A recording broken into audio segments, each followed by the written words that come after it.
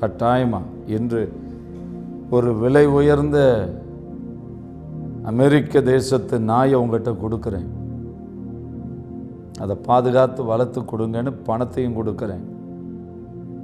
நான் திரும்ப வரும்போது அதில் ஒரு உண்ணி கூட உட்கார நீங்கள் அனுமதிக்கக்கூடாது. ஜனம் கர்த்தருடைய மந்தை, கிரயமாய் ஜீவனையே கொடுத்திருக்கிறார். சபை ஊழியர்கள், நான் ஆண்டவர் கரத்தில் கணக்கு கொடுக்கணுமேங்கிற பயம் வந்தா கண்டித்து நடத்தணும்.